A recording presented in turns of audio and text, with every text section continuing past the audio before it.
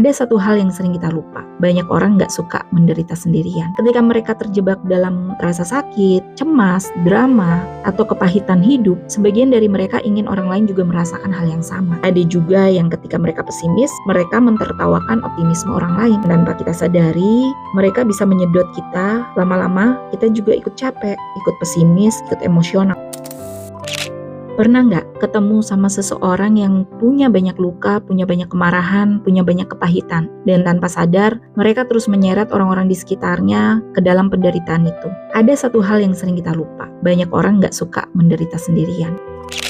Ketika mereka terjebak dalam rasa sakit, cemas, drama, atau kepahitan hidup, sebagian dari mereka ingin orang lain juga merasakan hal yang sama. Bukan karena mereka jahat, tapi karena itulah satu-satunya dunia emosional yang mereka kenal.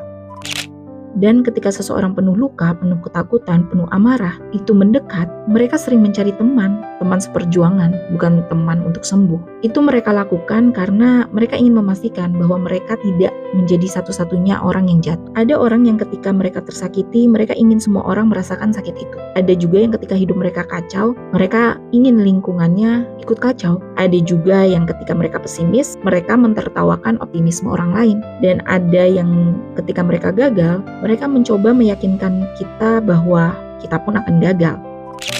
Itu bukan hanya soal emosi, tapi orang-orang seperti ini sering menarik kita turun melalui komentar negatif, melalui drama tanpa henti, melalui energi marah yang menular, melalui pandangan hidup yang sangat gelap, atau melalui sikap yang meremehkan setiap harapan kita. Mereka nggak mau sendirian di tempat gelap, mereka ingin ditemani, dan tanpa kita sadari, mereka bisa menyedot kita, lama-lama kita juga ikut capek, ikut pesimis, ikut emosional. Apa yang tadinya bukan persoalan besar, tiba-tiba jadi berat. Apa yang tadinya jernih, tiba-tiba jadi keruh. Karena ketika kita terus berada di dekat orang yang hidupnya penuh badai, kita jadi ikut terkena badai.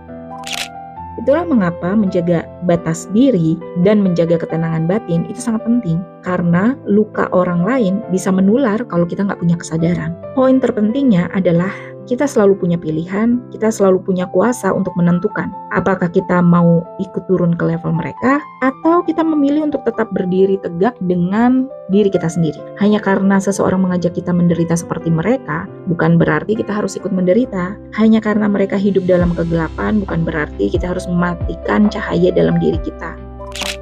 Kita bisa hadir tanpa terseret. Kita bisa peduli tanpa membiarkan diri kita ikut hancur. Kita bisa memahami tanpa kita harus meniru pola mereka. Pilihan itu selalu ada di tangan kita. Kita boleh memilih jalan yang lebih sehat, kita boleh menjaga jarak, kita boleh melindungi ketenangan, dan kita boleh berkata, aku memahami kamu terluka, tapi aku nggak mau ikut tenggelam. Itu bukan egois, itu bentuk cinta diri. Karena perjalanan menuju versi terbaik dari diri kita itu membutuhkan lingkungan dan energi yang mendukung. Dan kita nggak akan pernah bisa menjadi diri kita yang paling kuat setiap harinya jika kita selalu dihadapkan pada orang yang selalu menyeret kita ke arah yang sebaliknya. Nggak semua orang mau sembuh, nggak semua orang mau bangkit, nggak semua orang siap berubah. Beberapa orang memang lebih nyaman berada dalam rasa sakitnya dan mereka ingin kita ikut di sana. Tapi ingat, cahaya yang kita miliki nggak diciptakan untuk mati di tengah gelapnya dunia orang lain. Kita punya hak penuh untuk tetap tumbuh, tetap naik level, tetap menjadi versi terbaik diri kita, meskipun orang lain nggak mau ikutan naik.